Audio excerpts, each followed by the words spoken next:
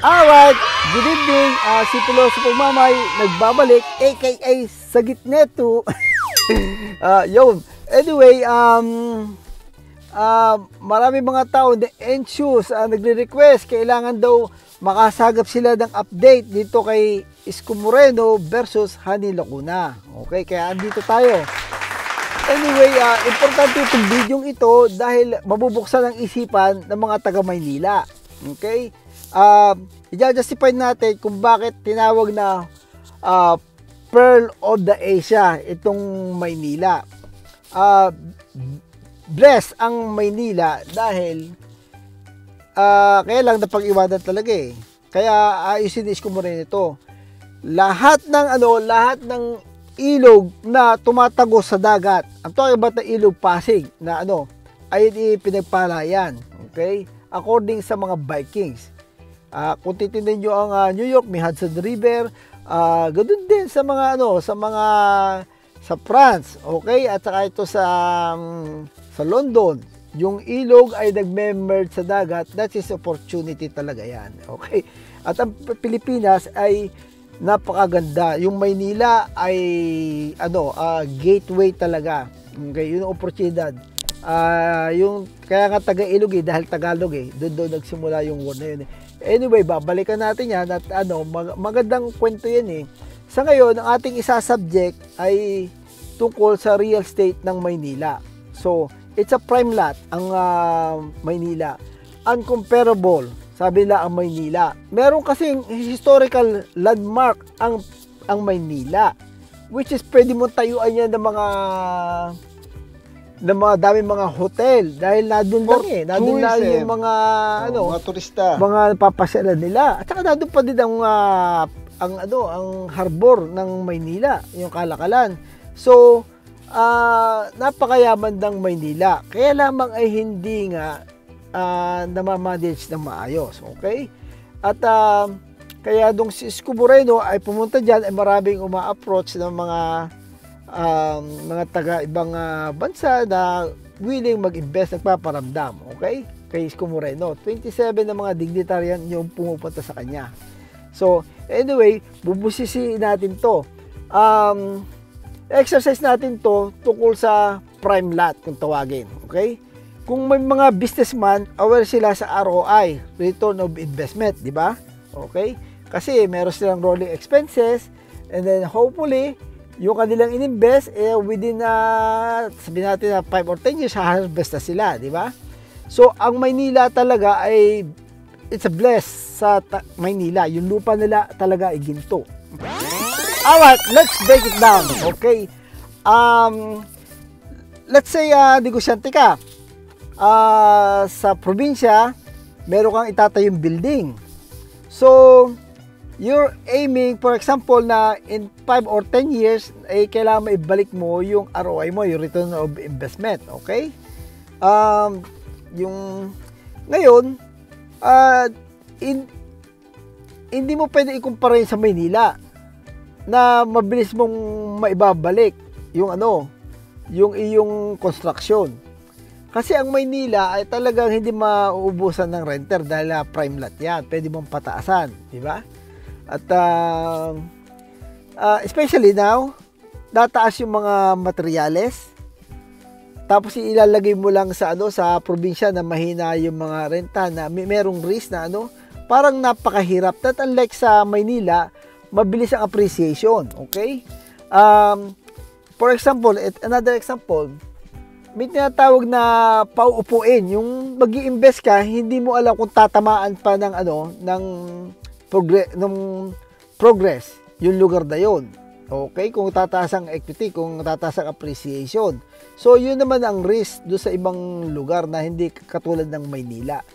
So, ang pinopoint natin dito, kaya natin binabanggit ito, si Isko Moreno, ang kanyang mindset, meron siyang vision, kaya nagtayo siya ng maraming building. Can get wrong with that. Yung ganong investment, nataas ang value sa Maynila. Marami nabibigyan ng trabaho, is domino effect in a positive way. Si Lacuna for 3 years hindi walang ipinatayo. Okay? At naghahanap lang ng ibe-blame ng dahilan. That's bad. Ano yun eh? Sayang yun eh. Dito sa Amerika ko eh, ay pag wala kang credit, ay hindi ka lalo pagtitiwalaan. Dahil hindi mo alam ang ginagawa mo, dahil sayang yung nagiging equity, di ba? Ng ano. At tumataas yung, nawawalan ng value yung pera, at tumataas talaga yung ng property. So panalo ka lagi. It's good investment, especially na doon ka sa mga prime lot. Bakit hindi mo i-take advantage yun? Napakaraming window of opportunity. Okay? Hindi naman ako advisor ni Scott. I'm sure na madami mahusay na advisor. Okay? For example, marami doon mga lupa na katiwangwang. Okay, Manila Zoo, okay, lupa ng gobyerno yan. Lagyan mo ng 50 booth, di ba? Nakikita paupahan mo at nakakagawa ka pa ng maraming trabaho. Yung mga ganung bagay. Okay, dukalin mo ang ilalim noon kung wala na talagang space sa Maynila, parking lot, kikita ang gobyerno. At pag ginagawa mo yung mga ganyang bagay, nagkikreate ka ng trabaho. Ang daming mga nawalang oportunidad for 3 years kay Hani Lacuna. So, yun ang pinanghihinayangan ni Isko Moreno. Okay? So, it's worth it na bumalik talaga si Isko Moreno sa Maynila. Kailangan siya. At yung mga tao na may mga vision din, na yung mga 27 na dignitary na pumunta ron, ay hopefully ay makapag-invest yun sa ating bansa at makapagbigay ng maraming trabaho. Kailangan talaga si Isko Moreno sa sa nakikita natin. Okay, pinapanood natin si Hani Lacuna kung ano bang kanya may offer. Sinusundan natin, hindi masyadong mainit yung kanilang palitan dahil may mga pinagsamahan sila eh. Pero ang puro mga padapis lang, walang utang na loob, hindi tupad sa usapan, yung mga ganun bang ganun ang binabato niya kay Isko Moreno eh. Sa totoo lang, ay maaaring maka-across yun ng mga tao na hanggang doon lang talaga ang pag-iisip. Kaya, we're here on the mission na ibabahagi natin tong ating insights sa mga tao that ito ay napaka-importanting bagay. Kailangan malaman ng tao na ang Maynila ay ginto na kailangang i-manage ng mahusay. Hindi dapat na masayang lamang. So, yun naman ang aking intention dito. That opportunity knocks at once, sabi nila. Ay hindi naman po pwede na, siyempre, inisip ko, ito kasi ang aking insight eh.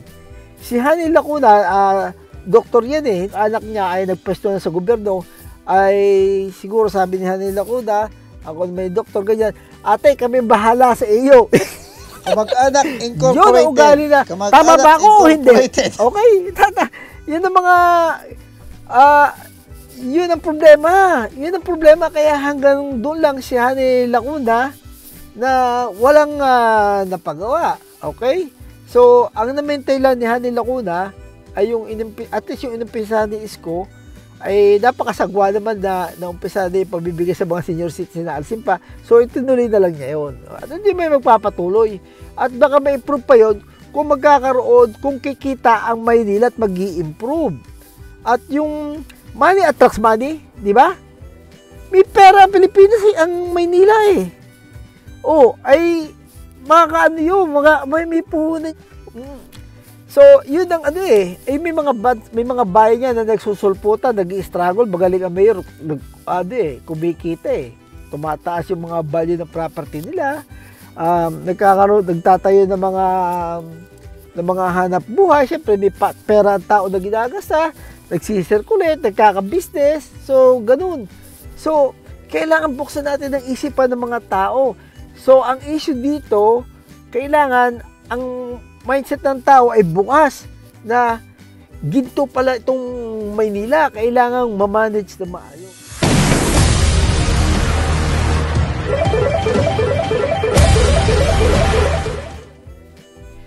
anyway, ito si Pilospong Mamay nagbabalik at ang Maynila ay perlas ng silanganan. Okay? Mas potential ito kaysa Makati, mas potential ito kaysa Taguig. Kasi dahil meron tong historical landmark. Again, itong Ilog Pasig ay biyaya to ng Diyos. Ito ang symbol talaga ng prosperity. Okay? Yung pagpasok ng swerte. Basta nag-merge yung dagat saka ilog, ayan talaga ay blessed land talaga yan according sa mga Vikings. So it's a promise, there's a promised land na ng opportunity. Okay, so anyway, salamat po sa mga nag-subscribe at sa mga nag-subscribe pa. Andito uli si Pilosopong Mamay nagbabalik at napakarami pa tayong ang dami kong impormasyon na dapat ibigay dito sa taga Maynila kung nakaupo sila, tumutungtong sila sa ginto sa Maynila at kailangan hindi to ma-mismanage ng mga kamag-anak incorporated. Yun, okay? Again, I'll see you in my next vlog. Alright? For now, God first and peace out.